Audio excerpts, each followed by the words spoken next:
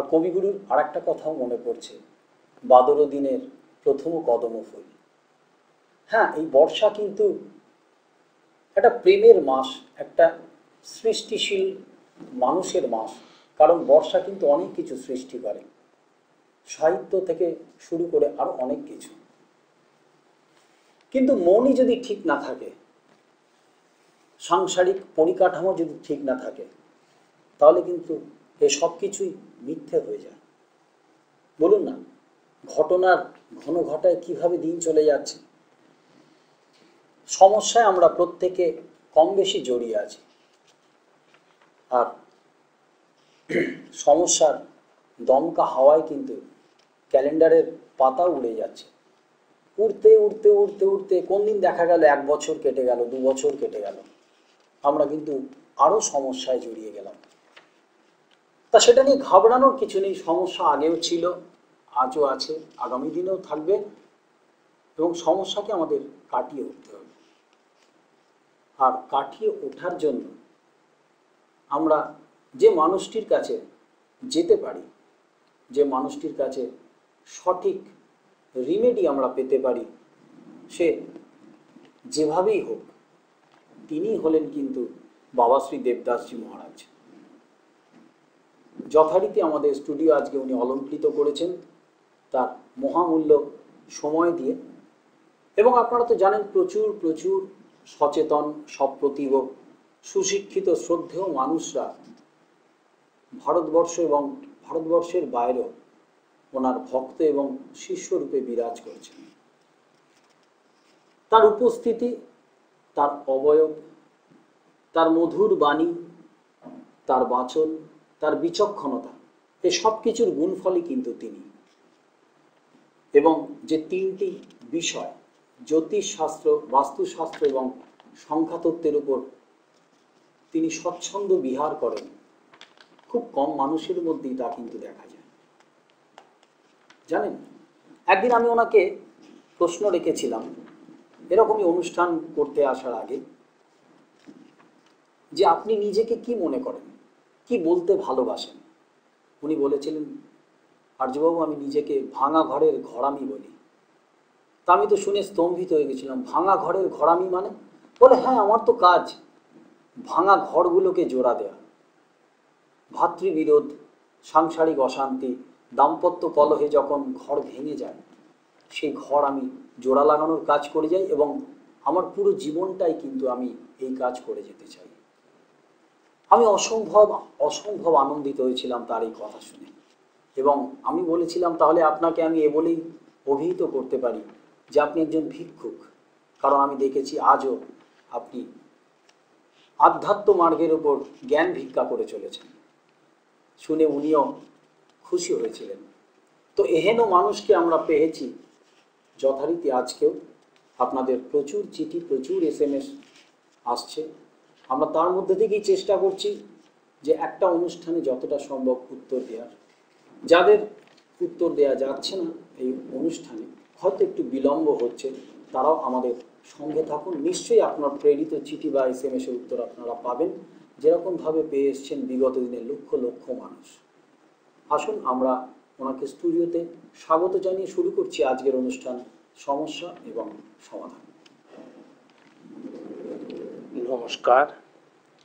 সর্বপ্রথমে TV media কর্তৃপক্ষকে এবং আমার সাথে স্টুডিওতে রয়েছে আর্য বসু রায় আর্যকে, এবং তোমাদের জনপ্রিয় টিভি মিডিয়াতে এই মুহূর্তে সমস্যা এবং সমাধান এই অনুষ্ঠান দেখবার জন্য যারা তোমরা টিভি সেটের সামনে এসে উপস্থিত, তোমাদের সকলকে আমার প্রীতি ও শুভেচ্ছা জানিয়ে এবং সর্বমঙ্গলময়, সর্বশক্তিমান, সর্বমঙ্গলময়ী জগৎজননী শ্রী শ্রী তারা মায়ের চরণে তোমাদের জীবনের সার্বিক মঙ্গল প্রার্থনা করে অনুষ্ঠান শুরু করছি সমস্যা এবং সমাধান। ওং নমঃ শিবায়, ওং মহাকাল রুদ্রদেবায় নমঃ। ভক্তগণ, আমরা আলোচনা করছিলাম ইষ্ট দেবতা সম্পর্কে। আমরা আজকেও ইষ্ট দেবতা সম্পর্কে আলোচনা করব। আর অনেক চিঠি এসে আমাদের কাছে পৌঁছে আছে, আমরা সেই চিঠি নিয়েও আলোচনা করব। তাহলে আর্য, আমাদের কত নম্বর নক্ষত্র পর্যন্ত হয়েছিল? আমাদের হয়ে গেছিল মূলা নক্ষত্র পর্যন্ত। আজ আমরা পূর্বস্বরা মানে 20 নম্বর নক্ষত্র এবং উত্তরস্বরা 21 নম্বর নক্ষত্রের ইষ্ট দেবতা সম্পর্কে আমরা জানব। যদি তোমার পূর্বস্বরা নক্ষত্র অর্থাৎ 20 নম্বর নক্ষত্রে জন্ম হয়, তাহলে তুমি পুরুষ হও বা নারী। তাহলে তুমি পুরুষ হও বা নারী, তোমার পক্ষে ইষ্ট দেবতা, তোমার জন্য ইষ্ট দেবতা হলেন দেবতা তোয়। দেবতা তোয়। তোয়কে, তোয় হচ্ছে বরুণের এক নাম। দেবতা বরুণের এক নাম হচ্ছে তোয়। তোয় হচ্ছে বরুণের এক নাম হচ্ছে তোয়। অর্থাৎ দেবতা বরুণ হচ্ছেন তোমার ইষ্ট দেবতা। সেই জন্য কি দেবতা বরুণের মূর্তি গঠন করতে হবে? সেই জন্য কি দেবতা বরুণকে প্রতিষ্ঠা করে প্রতিদিন তার পূজা করতে হবে? না, এত কিছু প্রয়োজন নেই। শুধুমাত্র দেবতা বরুণ, তার আহ্বান মন্ত্র, তার ধ্যান মন্ত্র, তার জপ মন্ত্র বা প্রণাম মন্ত্র, তার আহ্বান মন্ত্র, ধ্যান মন্ত্র এবং তার জপমন্ত্র একই বিষয় হলো, এবং তার প্রণাম মন্ত্র। এটুকুই যদি তুমি প্রতিদিন করতে পারো, তাহলেই কিন্তু তুমি এই ইষ্ট দেবতার, তুমি তোমার ইষ্ট দেবতার তুমি আশীর্বাদ প্রাপ্ত হবে। তুমি তোমার ইষ্ট দেবতার আশীর্বাদ প্রাপ্ত হবে। এবারে বলবো যে উত্তরস্বরা অর্থাৎ 21 নম্বর নক্ষত্রে যদি তোমার জন্ম হয়, 21 নম্বর নক্ষত্রতে ধনু রাশিও হতে পারে, আবার 21 নম্বর নক্ষত্রতে মকর রাশিও হতে পারে। তার মানে 21/9 হতে পারে, অর্থাৎ 21 নম্বর নক্ষত্র আর 9 নম্বর রাশি। আবার 21/10 হতে পারে, 21 নম্বর নক্ষত্র আর 10 নম্বর রাশি। তাহলে তোমার ইষ্ট দেবতা কে? তাহলে তোমার ইষ্ট দেবতা হচ্ছে গণদেবতা। গণদেবতা। আমরা এই গণদেবতা নামটা অনেকেই শুনেছি। অনেকে মনে করে বোধহয় ওই জনগণকে দেবতা বলা হয়েছে, যে গণদেবতা এক্সপেক্স, গণদেবতা ইত্যাদি ইত্যাদি। হ্যাঁ, তো গণদেবতা কিন্তু এভাবে শাস্ত্রে বলা হয়নি। গণদেবতা হচ্ছেন 10 জন দেবতাকে গণদেবতা বলা হয়েছে। 10 জন দেবতাকে একত্রে গণদেবতা বলা হয়েছে। সেই 10 জন দেবতাকে এবং কারা, তাকে তোমায় জানতে হবে। আমি সে সম্পর্কে আলোচনা করছি, তোমরা সেটাকে নোট করে নেবে। গণদেবতাদের নাম হচ্ছে বসু। 1 নম্বরে লেখো বসু, 2 নম্বরে লেখো সত্য, সত্য, 3 নম্বরে লেখো ক্রুত, ক্রুত, কয় রফালা দীর্ঘ তয় হস্য, K R U T U, ক্রুত, K R U T U. 4 নম্বর হচ্ছে দক্ষ, 4 নম্বর হচ্ছেন দক্ষ। 5 নম্বর হচ্ছেন কাল, 5 নম্বর হচ্ছেন কাল। 6 নম্বর হচ্ছেন কাম, 6 নম্বর হচ্ছেন কাম। 7 নম্বর হচ্ছেন ধৃতি, 7 নম্বর হচ্ছেন ধৃতি, 8 নম্বর হচ্ছে কুরু, 8 নম্বর হচ্ছে কুরু, 9 নম্বর হচ্ছেন পুরু রবা, পুরু রবা, এবং 10 নম্বর হচ্ছেন মুদ্রব, 10 নম্বর হচ্ছেন মুদ্রব। এই 10 জনকে একত্রে বলা হয়েছে গণদেবতা। এই 10 জনকে একত্রে বলা হয়েছে গণদেবতা। যাদের তোমাদের উত্তরসারা নক্ষত্রে জন্ম, তাদের জন্য এই গণদেবতার নাম জপ করা একান্তভাবে প্রয়োজন। কখন, কোন সময়? বলছে বিপদে বিজয় লাভের জন্য। তুমি এটা যে কোনো বিপদে তুমি জপ করবে। আর বিজয় লাভ যদি তুমি করতে চাও, খেলাতে বিজয় লাভ, মামলা মোকদ্দমায় বিজয় লাভ, যে কোনো বিজয় লাভের জন্য, যে কোনো বিজয় লাভের জন্য, কোনো কম্পিটিশনে, অডিশনে বিজয় লাভ, তো সেটাতে কি হতে কি যে তোমার এই 10 জন গণদেবতার নাম উত্তরসারা নক্ষত্রে যাদের জন্ম, তুমি পুরুষ হও বা নারী, যদি তোমার 21 নম্বর নক্ষত্রে জন্ম হয়, ধনু রাশিও হতে পারে, মকর রাশিও হতে পারে, তাহলে তোমার জন্য এই 10 জন দেবতার নাম জপ করা মঙ্গলদায়ক হবে। তোমার এটা মনোবলকে বৃদ্ধি করবে, তোমার বিজয় এখানে সুনিশ্চিত হবে, তোমার বিজয় এখানে সুনিশ্চিত হবে যদি তুমি এই 10 জন দেবতার নাম সেই সময় জপ করো। জপ করবার জন্য কোনো নিয়ম নেই, তুমি মনে মনে জপ করতে পারো, কোনো সংখ্যা নেই, তুমি যে কোনো সংখ্যায় জপ করতে পারো। কেমন? আমরা এরপরে জানবো 22 নম্বর নক্ষত্র সম্পর্কে।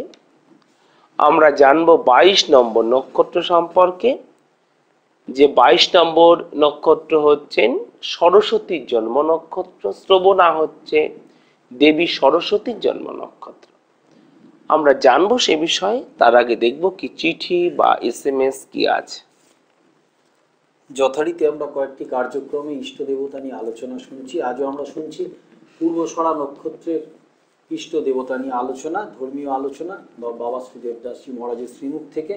যথারীতি এই অনুষ্ঠানে যেরকম চলে আসে যে কিছু চিঠির উত্তর তো আমাদের নিতেই হবে ওনার শ্রীমুখ থেকে, কারণ আপনাদের প্রেরিত চিঠির উত্তর শোনার জন্য আপনারা অধীর আগ্রহে অপেক্ষা করেন পর্দার উপরে।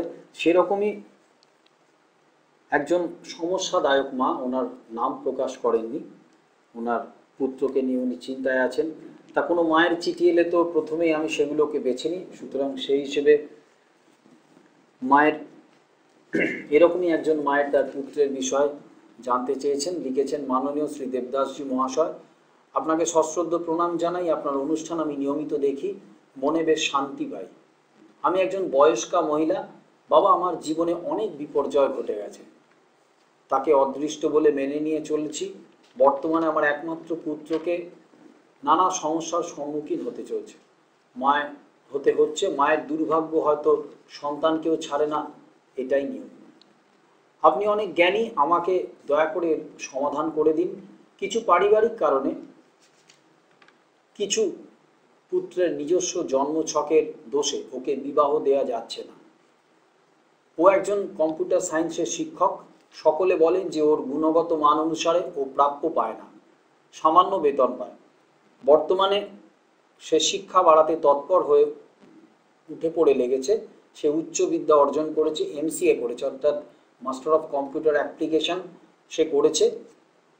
পিতার কাছ থেকে খুবই দুঃখ যন্ত্রণা পেয়েছে। কেন এমন হলো, এটা জন্মছক থেকে কি জানা যায়? আপনি দয়া করে জানাবেন। ওর কর্মজীবনে উন্নতি আছে কিনা, ওকে কি বিবাহ দেয়া যাবে? মায়ের সন্তানকে নিয়ে দুটি প্রশ্ন, কিন্তু এক্ষেত্রে দেখা যাচ্ছে মহারাজ যে মা তার নিজের নামও প্রকাশ করেননি এবং ছেলের নামও দেননি। ছেলের নাম না দিলে তো এখানে অসুবিধা হবে বিচার করতে। ছেলের নাম দেননি, মাও লিখছেন যে সমস্যাদায়ক মা। মা তুমি যে চিঠিটি লিখেছো আমি সেটা এখানে পেয়েছি, বুঝেছো মা, কিন্তু নাম না হলে এখানে বিচারের ক্ষেত্রে অসুবিধা হবে, বিচার তো পূর্ণতা পাবে না, বিচারটা পূর্ণতা পাবে না, বুঝেছো। আমি চিঠিটা পেয়েছি মা। তো ও এমসিএ করেছে, ও জব স্যাটিসফ্যাকশনটা পাচ্ছে না। তুমি এখানে লিখেছো যে উম, মঙ্গলদায়ক মা, কিন্তু না তুমি তো তোমার নাম দিয়েছো, না তুমি ছেলের নাম দিয়েছো। তুমি যাদবপুর থেকে লিখেছো সে কথাও তুমি দিয়েছো, যাদবপুর পুত্র শ্রীমান চক্রবর্তী, পুত্র শ্রীমান চক্রবর্তী মা। কিন্তু এটাই কি পুত্রের নাম? আমি তো যাই হোক মা, আমি তোমাদের চিঠিটা পেয়েছি, তুমি ভবিষ্যতে তোমার নাম দিয়ে চিঠি লেখো, আমি উত্তর দেব। খুব খারাপ লাগছে আমি উত্তরটা দিতে পারছি না। মা তুমি আবার চিঠি লেখো কেমন, নামটা দেবে মা, নামটা না দিলে অনেক অসুবিধে তো চিঠি লিখতে। এক্ষেত্রে যদি আপনি বিচার করেন তাহলে শ্রীমান নামটি ধরে নিয়ে বিচার করতে হবে, শ্রীমান কি কিন্তু নাম কি সেক্ষেত্রে এটা, দেখো পূর্ণতা পাবে না, পুরো বিচারটা না পূর্ণতা পেতে অসুবিধা হবে। আর তুমি এক কাজ করো, যদি তোমার নাম প্রকাশে তোমার যদি খুব অসুবিধে থাকে, তাহলে মা তুমি তুমি এসেও যোগাযোগ করতে পারবে কেমন। আমি চিঠিটা পেলাম, আমি সযত্নে আমি রাখবো। বা তুমি আবার চিঠি না পাঠিয়ে এমনও করতে পারো, তুমি ফোন করে দিতে পারো যে এই যে চিঠিটা আমি যে আজকে দেখিয়েছি, চিঠিটা আমার আমার নামেই, ছেলের নামেই। হ্যাঁ, আমরা তাহলে চিঠিটার উপর সেটাকে লিখেও আমি এই চিঠিটা অবশ্য পড়বো। হ্যাঁ, যেহেতু আমার তুমি খুবই সমস্যার মধ্যে আছো, এত সুন্দর ছেলে এমসিএ করেছে, হ্যাঁ উচ্চ শিক্ষিত হয়েছে, তাও সে জব স্যাটিসফ্যাকশনটা পাচ্ছে না, খুবই এটা চিন্তার বিষয় মা। তুমি কিন্তু জানবে যে যে চিঠিটি আমার কাছে যত্নের সাথে থাকলো, এবং চিঠির প্রতি আমার অত্যন্ত আগ্রহ থাকলেও যে আমি এটার উত্তর দেব, তুমি কেবল একটি ফোন করে তুমি তাহলে জানিয়ে দাও মা তোমার নাম, আমি অবশ্যই উত্তর দেবো। হ্যাঁ, মনে কিন্তু দুঃখ পেও না মা, তুমি যদি মনে দুঃখ পাও আমার আরো বেশি দুঃখ লাগবে। দেখো যে চিঠিটি কিন্তু আমি হাতেও নিয়েছি, কিন্তু নামটি না পাওয়ার জন্য সম্পূর্ণ বিচারটা সেখানে সম্পূর্ণ হয় না। আর আমার ইচ্ছে আমি তোমার সম্পূর্ণ শুভ তারিখ, অশুভ তারিখ, মাঙ্গলিক চিহ্ন, শুভ দিক, মন্ত্র, নিয়ম, কি প্রতিকার, কি ব্যবস্থা, কবে হবে, হ্যাঁ সব বলবো আমি, এমনভাবেই উত্তর দিতে চাই। মনে দুঃখ পেও না মা, ঈশ্বরের প্রতি ভরসা রাখো, ঈশ্বরের প্রতি বিশ্বাস রাখো। আমি কিন্তু সদা তোমার চিঠি উত্তর দেওয়ার জন্য অধীর।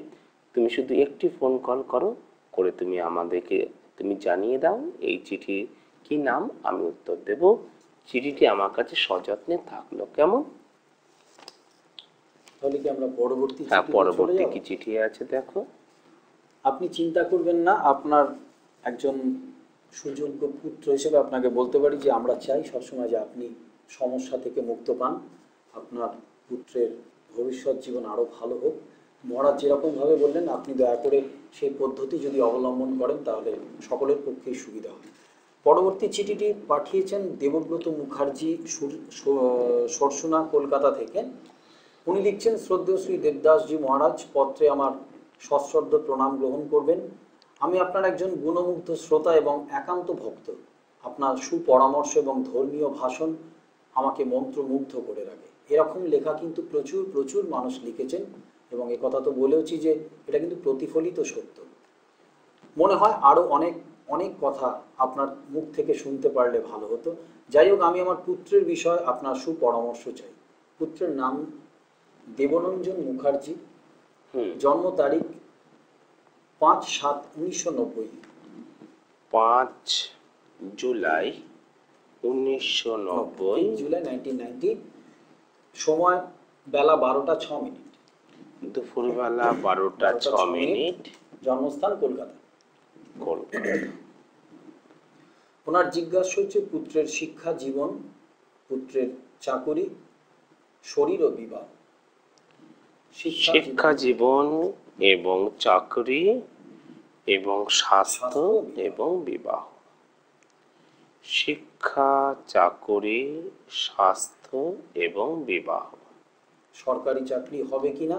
হ্যাঁ। বাবা, আশা করি আপনি আমার এই পত্র পাঠ করে সুপরামর্শ দিয়ে আমাকে ধন্য করবেন এবং আমাকে চিন্তার হাত থেকে রক্ষা করবেন। নমস্কারান্তে, দেবব্রত মুখার্জি। বাবা, এই চিঠি তুমি পাঠিয়েছো, একদম সম্পূর্ণ সবকিছুই দিয়েছো। চিঠির মধ্যে নাম, জন্ম তারিখ সবকিছু আছে। আমি এটাকে অবশ্যভাবে উপস্থাপন করব। তোমার নাম হচ্ছে দেবব্রত মুখার্জি, তোমাদের হচ্ছে ভরদ্বাজ গোত্র। তোমাদের ভরদ্বাজ গোত্র। ছেলের জন্য পাঠিয়েছো দেবরঞ্জন মুখার্জি।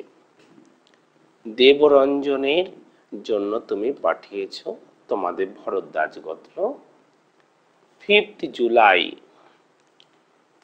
জুলাই 1990, সেদিন ছিল বৃহস্পতিবার, 12টা 6 মিনিট দুপুরবেলা, কলকাতাতে জন্ম। বাবা, দেবরঞ্জনের বৃশ্চিক রাশি, কন্যা লগ্ন। জ্যৈষ্ঠা অর্থাৎ 18 নম্বর নক্ষত্রে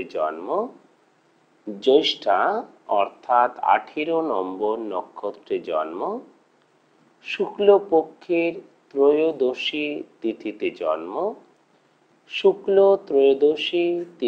জন্ম। এবং বিপ্রবর্ণ এবং দেবাড়িগণ। আমি এখানে ওর ছকটা উপস্থাপন করব, তুমি অবশ্যভাবে মিলিয়ে দেখবে। আমি এই ছকটা এখানে উপস্থাপন করব, তুমি অবশ্যভাবে মিলিয়ে দেখবে। কেমন? এই প্রসঙ্গে একটি কথা, যে কথাটি প্রতিটি কার্যক্রমে বলি, যে আপনারা যারা চিঠি পাঠাচ্ছেন তারা অবশ্যই আপনাদের নাম দেবেন, যাকে নিয়ে আপনাদের জিজ্ঞাসা তার নাম দেবেন, কারণ একটা বিশ্লেষণ পূর্ণতা পায় কিন্তু তার নামের উপরে কিছুটা নির্ভর করে। যে ঠিকানায় যোগাযোগ করতে পারবেন, তার সান্নিধ্য পেতে পারবেন, সেই ঠিকানাটি দয়া করে নোট করে নিন।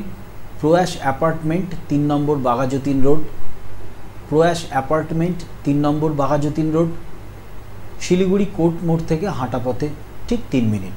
শিলিগুড়ি কোর্ট মোড় থেকে হাঁটা পথে ঠিক 3 মিনিট। যে দুটো নাম্বারের দূরত্বে আমরা বসে আছি সেই দুটি নাম্বার হলো 0353652827। আরও একবার বলছি, 0353652827, এবং আরও একটি নাম্বার 9733175546, 9733175546। এই দুটো নাম্বারে আপনারা যোগাযোগ করুন। আর যে 3টি চেম্বারে উনি বসেন পশ্চিমবাংলায়, খুব অল্প দিনই উনি পশ্চিমবাংলায় থাকেন, 1 সপ্তাহ এখন থাকতে পারেন না। সেই অল্প দিনই তিনি পশ্চিমবাংলার যে 3টি চেম্বারে বসেন, সেই 3টি চেম্বারের মধ্যে একটি ওনার নিজের বাড়ি, আর বাকি দুটি কলকাতায়। আপনাদের টিভি স্ক্রলে সারাক্ষণ 3টি ঠিকানায় যাচ্ছে, আপনারা ওখান থেকেও নোট করুন। আমিও অনুষ্ঠান চলাকালীন ফাঁকে ফাঁকে আপনাদের বলতে থাকছি সেই ঠিকানা। তাহলে এই হচ্ছে দেবরঞ্জনের জন্মকুণ্ডলী। দেবরঞ্জনের জন্মকুণ্ডলীতে এখানে আছে মঙ্গল, এখানে আছে শুক্র, রবি, বুধ, বৃহস্পতি, কেতু। এ ঘরে গ্রহ নেই। লগ্ন, এখানে গ্রহ নেই। চন্দ্র, শনি, রাহু, এখানে গ্রহ নেই, এখানে গ্রহ নেই। বাবা, প্রথমে দেখি এই জন্মকুণ্ডলীর মধ্যে কি কি গ্রহ ভালো আছে। এখানে শুক্র ভালো আছে, এখানে কেতু ভালো আছে, এখানে বৃহস্পতি, বুধ, রবি। বুধ এখানে ভালো আছে, রাহু ভালো আছে, এই গ্রহগুলো ভালো আছে। দেখি যে শিক্ষা কেমন হবে, স্বাস্থ্য কেমন যাবে। এই ঘরটা হলো কন্যা, এর মালিক হচ্ছে বুধ। বুধ এখানে বৃহস্পতির সাথে আছে। বাবা, ওর দীর্ঘ জীবন আছে, স্বাস্থ্যের উপরে বড় কোনো সমস্যা হবে না, কিন্তু নার্ভের সমস্যা থেকে সাবধান থাকতে হবে।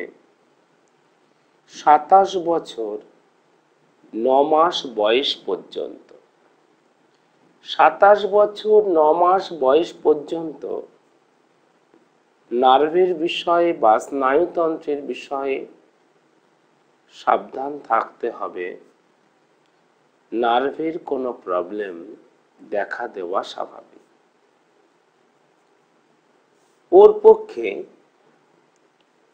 ওর পক্ষে মিডিয়া সম্পর্কিত মার্কেটিং এর কাজ ভালো হবে, মিডিয়া জগতের কাজ ভালো হবে, টিভি বা ফিল্ম ইন্ডাস্ট্রি, অথবা ওর পক্ষে মার্কেটিং এর কাজ বেশি ভালো হবে। ও যদি মার্কেটিং এর উপর MBA করে, তাতে ও জীবনে খুবই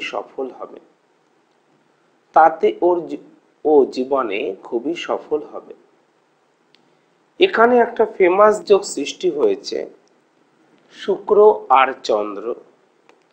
শুক্র তো খুব শক্তিশালী, কিন্তু চন্দ্রটা বৃশ্চিকে এত শক্তিশালী নয়।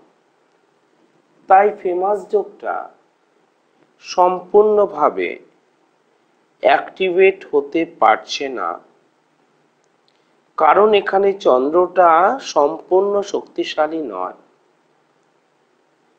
সর্দি কাশি, কাফ অ্যান্ড কোল্ড, এগুলো থেকে সাবধান থাকবে। আর মনে চঞ্চলতাটা থাকবে। পরীক্ষার আগে শরীর খারাপ হয়ে যাওয়া স্বাভাবিক, পরীক্ষার আগে বারবার অসুস্থ হয়ে পড়া স্বাভাবিক। কেন? কারণ এখানে শনি আর উল্টো দিকে রবি, এটা একটা বিষ যোগ করে বসে আছে। কোথায়? লগ্ন থেকে 1, 2, 3, 4। স্বাস্থ্য পরীক্ষার আগে বিঘ্নিত হওয়া স্বাভাবিক, কারণ এটা 4 নম্বর ঘর। শিক্ষা ঘরে একটা বিষ যোগ হয়ে গেছে, সেজন্য মনোসংযোগ করতে না পারার জন্য। আর এখানে শিক্ষা ঘরে বিষ যোগের জন্য ওর পরীক্ষার নাম্বারটা উঁচু ক্লাসের দিকে কমে যাওয়া স্বাভাবিক। চিন্তার কোনো কারণ নেই। আবারও বলছি, ও MBA করুক, ও জীবনে খুবই সফল হবে। শুধু যেন ও মনোসংযোগ খুব ভালোভাবে করতে পারে, এবং যেন ওর পরীক্ষার আগে বারবার শরীর খারাপ না হয়, সেজন্য তুমি এই বিষ যোগটার প্রতিকার করবে। আর যেন ও খুব ভালো ভাবে মার্কেটিং লাইনে, ফিল্ম ইন্ডাস্ট্রি, টিভি ইন্ডাস্ট্রিতেও যেন কাজ করতে পারে, সেই জন্য ফেমাস যোগটা অ্যাক্টিভেট করে দেওয়া প্রয়োজন আছে। আর মনে রাখবে, 25 বছর 3 মাস পর্যন্ত মোটরসাইকেল থেকে ওর বিপদ আছে। মোটরসাইকেলটা ব্যবহার না করাই ভালো, কারণ মঙ্গল এখানে অষ্টমে আছে। মঙ্গলটা অষ্টমে রক্তপাতে সূচক হয়ে বসে আছে সেজন্য। তবে 25 বছর 3 মাসের পরে ও মোটরসাইকেল যেমন খুশি, অর্থাৎ যেমন মানুষ রেগুলার চালায় সেরকম ওভাবে ব্যবহার করতে পারে, সেটা ব্যবহার করতে পারে। আর এই মঙ্গলটা অষ্টমে থাকার জন্য কিন্তু শত্রুতা থাকবে, ও স্কুলে ওর ফ্রেন্ড সার্কেলের মধ্যে শত্রুতা থাকবে। কিন্তু ওর জীবনে এত কিছুর মধ্যেও ভালোই সফলতা হবে। ও MBA করলে ও খুবই সফল হবে। এবারে আমি তোমাকে বলে দেই যে এখানে কি কি উপায় করতে হবে, কি কি গ্রহ প্রতিকার একটু নোট করে নাও। শনি রবি 20 যোগে প্রতিকার,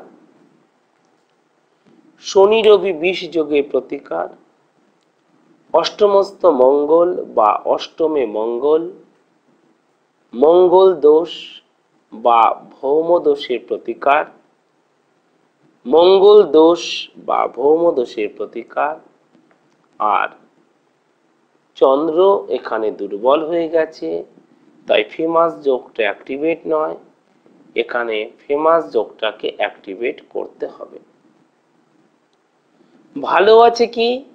শুক্র খুব ভালো আছে, শুক্র খুব ভালো আছে, বুধ ভালো আছে, বুধ ভালো আছে, কেতু ভালো আছে, কেতু ভালো আছে, এবং এখানে ভালো অবস্থাতে রয়েছে রাহু, ভালো অবস্থাতে রয়েছে রাহু।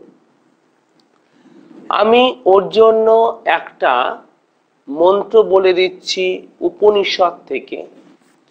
উপনিষদে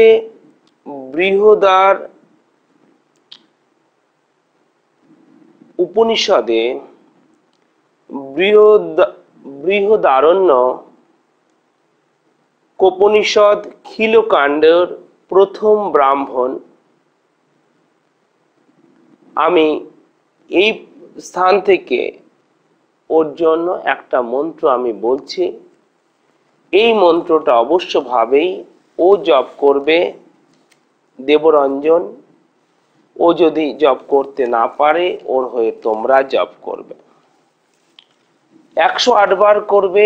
মন্ত্রটা নোট করে নাও।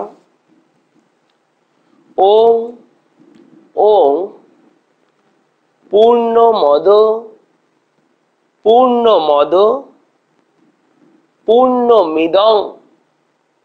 পূর্ণমিদং পুণ্যাৎ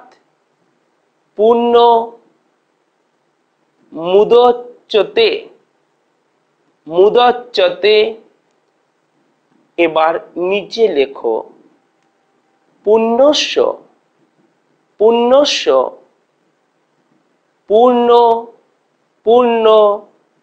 মাদায়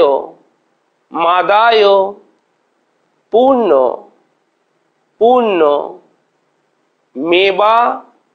মেবা বর্ষিষ্যতে। আর একবার বলে দিই, ওম পূর্ণমদ পূর্ণমিদং পুণ্যাৎ মুদচ্যতে। নিচে লেখো পুণ্যস্য পূর্ণমাদায়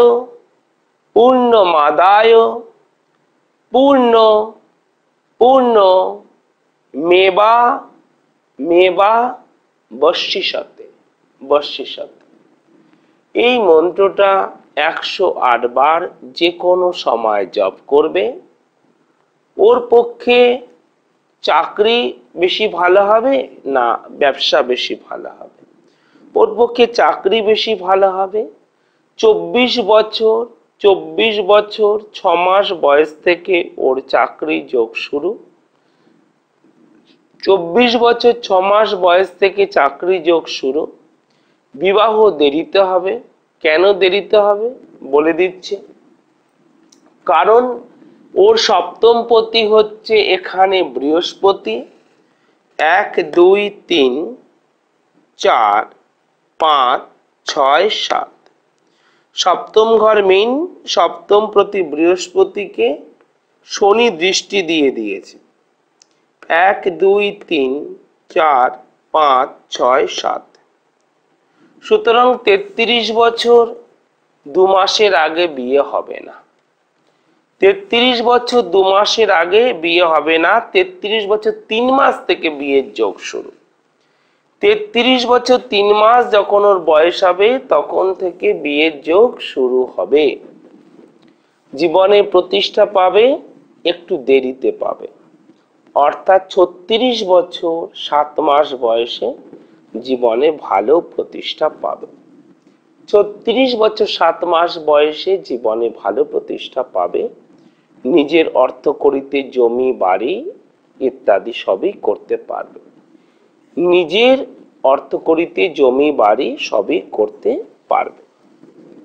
প্রতি মঙ্গলবার দিন বেসনের লাড্ডু, প্রতি মঙ্গলবার দিন বেসনের লাড্ডু হনুমানজিকে অর্পণ করবে। বেসনের লাড্ডু। আর একটা মন্ত্র আছে, সেটা মিডিয়াতে বলা যাবে না বাবা, ওটা গুপ্ত মন্ত্র। ওই বেসনের লাড্ডু দেওয়ার সময় একটা মন্ত্র জপ করতে হবে, সেটা খুব ভালো হবে। দেখো, হনুমানকে কেন আমরা সাধনা করব, কেন? দেখো, যে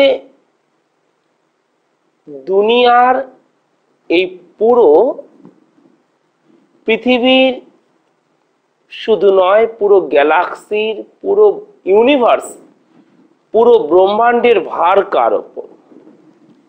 পুরো ব্রহ্মাণ্ডের ভার হচ্ছে নারায়ণের ওপর, অর্থাৎ রামচন্দ্রের ওপর। তো রামচন্দ্রের ওপর পুরো পৃথিবী নয়, পুরো গ্যালাক্সি নয়, পুরো ইউনিভার্সের দায়িত্ব। আর দেখো, যে পুরো ইউনিভার্সের ভার যার কাঁধে, পুরো ব্রহ্মাণ্ডের ভার যার কাঁধে, আর হনুমানজির কাঁধে সেই রামচন্দ্রের ভার। অর্থাৎ তিনি এক কাঁধে রামচন্দ্র, আরেক কাঁধে তিনি লক্ষ্মণকে নিয়ে তিনি পাড়ি দিচ্ছেন। তো দুনিয়ার ভার যার কাঁধে, তার ভার হনুমানজির কাঁধে। তিনি তো দেবাদিদেব, দেবাদিদেব মহাদেব, দেবাদিদেব, দেবের আদি দেব। তো শিব মহাপুরাণ যতক্ষণ তুমি না পড়ছো ততক্ষণ তুমি জানতে পারছো না। তাই হনুমানজির আরাধনা অত্যন্ত মঙ্গলময় হবে। হনুমান রূপের আরাধনা। হনুমান মানকে হনন করেন, যিনি মানকে হনন করেন। হ্যাঁ, আমি একজন ভিক্ষুক। জ্ঞানের ভিক্ষা প্রয়োজন, আরো প্রয়োজন। ভিক্ষের ঝুলি ভরতেই চায় না, তাই নানা স্থানে জ্ঞান ভিক্ষা করতে হয়। একটা বই, হকিং নামে একজন সায়েন্টিস্ট আছেন, তার একটা বই আমার কাছে এসেছে, a brief history of time. A brief history of time. যারা তোমরা এই তত্ত্বকে জানো যে ফিজিক্স যেখানে চিন্তা ভাবনা করতে পারছে না, উত্তর দিতে পারছে না, সেখানে এলো মেটাফিজিক্স, সেখান থেকে মেটাফিজিক্সের শুরু ইত্যাদি বিষয়। তো আমি সে বিষয়ে এই অনুষ্ঠানের মধ্যে যাচ্ছি না। শিব মহাপুরাণ শিবপুরাণ তোমাকে জানতে হবে। সেখানে বিভিন্ন ক্রিয়ার কথা রয়েছে, বিভিন্ন ক্রিয়ার কথা রয়েছে। অগ্নিবিদ্যা আমার খুবই খারাপ লাগছে যে এই মায়ের চিঠিটার আমি উত্তর দিতে পারলাম না, কারণ তার নাম এখানে নেই। তবু আমি বলে দিচ্ছি, ওর জন্য অগ্নিবিদ্যা তুমি অ্যাপ্লাই করো। ওর নাম তো এখানে আমাকে দাওনি, তুমি মা যাদবপুর থেকে আমাকে তুমি পাঠিয়েছ, তুমি আমাকে যাদবপুর থেকে পাঠিয়েছ। অগ্নিবিদ্যা তোমাকে অভ্যাস করতে হবে। আর সাথে সাথে আমি এই দেবরঞ্জন মুখার্জির জন্য বলছি, ভরদ্বাজ গোত্র, দেখো গোত্রটা দরকার না, নামটা খুব দরকার আছে, বুঝেছো? বশিষ্ঠ গোত্র, ভরদ্বাজ গোত্র, কাশ্যপ গোত্র, সেই মুনির নাম অনুসারে, সেই মুনিদের নাম অনুসারে গোত্র হয়েছে। তো সবাইকে সব ক্রিয়া দেওয়া যায় না, বুঝেছো? তার অনেক ভাগ আছে, সবাইকে সব মন্ত্র দেওয়া যায় না, সেই মন্ত্র তার কাছে সিদ্ধ হবে না। তো আমি ওর শুভ তারিখ শুভ সংখ্যা বলবো। অগ্নিবিদ্যা দুজনের ক্ষেত্রেই এখানে কিন্তু ঠিক আছে। অগ্নিবিদ্যাটা একান্তভাবে প্রয়োজন আছে ওর মনের চঞ্চলতা দূর করবার জন্য, স্বাস্থ্যকে সুন্দর রাখার জন্য, কারণ তিনিই তো মহামৃত্যুঞ্জয়, তিনিই তো দেবাদিদেব, মহামৃত্যুঞ্জয় তিনি। তো সেই জন্য রোগ থেকে দূরে থাকার জন্য, রোগকে প্রিভেন্ট করবার জন্য মহামৃত্যুঞ্জয় একমাত্র উপায়। তো ওর যেন পরীক্ষার আগে শরীর খারাপ না হয়, সেজন্য অগ্নিবিদ্যাকে এখানে অ্যাপ্লাই করা যাবে। অগ্নিবিদ্যা হচ্ছে, আমি খুব শর্টে বলছি, কারণ অগ্নিবিদ্যা এই চেয়ারে বসে হয় না, অগ্নিবিদ্যা চেয়ারে বসে হয় না, আসনে বসতে হয়। অগ্নিবিদ্যা হচ্ছে আসনে পদ্মাসন করে বসবে, একটা কুশের আসনে, সেখানে পদ্মাসন করে বসবে, করে দুটো হাতকে এরকম ভাবে টান করে রাখবে, কোনো মুদ্রায় নয়, সাধারণ ভাবে রাখবে, সাধারণ মুদ্রায় রাখবে। এইবারে ওং শব্দে, ওং শব্দে শ্বাসকে ভেতরে ভরবে, ওং শব্দে শ্বাসকে ভেতরে ভরবে। আমি এখন শ্বাস ভরছি না, কারণ চেয়ারে বসে এই বিদ্যা হয় না, কোনোদিন সম্ভব না শ্বাসকে ভেতরে ভরা, আসনে বসতে হয়। আমি শুধুমাত্র ওং এর রিদিমটাকে দেখাচ্ছি যে ওং এরকম ভাবে নয়, ওং শব্দকে তুলে শ্বাসকে ভরতে হবে। মনে রাখবে, অগ্নিবিদ্যা চেয়ারে বসে হয় না, আমি কিন্তু শ্বাসকে ভরছি না, আমি শুধুমাত্র আমি এখানে রিদিম ভাইব্রেশনটা তোমাদের সামনে তুলে ধরছি। ও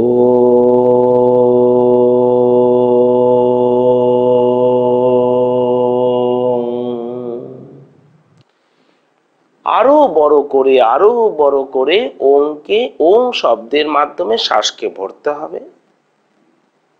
নম শব্দের মাধ্যমে শ্বাসকে ভেতর থেকে এই কণ্ঠে আনতে হবে। শিবায় শব্দের মাধ্যমে পুরো শ্বাসকে শরীর থেকে নির্গত করতে হবে। এই হচ্ছে পদ্ধতি অগ্নিবিদ্যার। এর মাধ্যমে আমরা আমাদের মনে, আমাদের অবচেতন মনে যে সমস্ত নেগেটিভিটি গুলো থাকে সেগুলোকে তো সরাতে পারবোই, আর এই সমস্ত সমস্যা থেকেও আমরা দূরে থাকতে পারবো। সেটা আমি সামনের দিন তোমাদেরকে দেখাবো। আমি তোমাকে বলে দেই বাবা যে ওর জন্য শুভ তারিখ এবং শুভ সংখ্যা। ওর শুভ তারিখ হচ্ছে 5-6-8, 5-6-8, 14-15-17, 14-15-17 এবং 23-24-26, 23-24-26। এবং ওর পক্ষে মাঙ্গলিক চিহ্ন হচ্ছে গণেশ, মাঙ্গলিক চিহ্ন হচ্ছে গণেশ। ওর শুভ দিক হচ্ছে পূর্ব এবং দক্ষিণ, শুভ দিক হচ্ছে পূর্ব এবং দক্ষিণ, শুভ রং হচ্ছে ওর জন্য ইয়েলো ইয়েলো এবং রেড রেড, ব্রাইট হোয়াইট এবং গোল্ডেন, ব্রাইট হোয়াইট গোল্ডেন। আমি সামনের দিন আরো আলোচনা করব সুন্দরভাবে। তাহলে বললাম যে ওর পক্ষে কিন্তু চাকরি ভালো হবে। আমি সবই প্রশ্নের উত্তর দিয়ে দিয়েছি। ঈশ্বর তোমাদের মঙ্গল করো।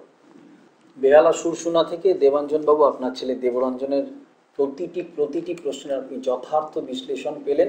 শুধু একটা কথাই বলবো যে শনি রবি 20 যোগ, অষ্টমে মঙ্গল, ভৌমদোষ এবং দুর্বল চন্দ্রের যে গ্রহদোষ দেবরঞ্জন প্রাপ্ত হয়েছে সেগুলোর প্রতিকার করান।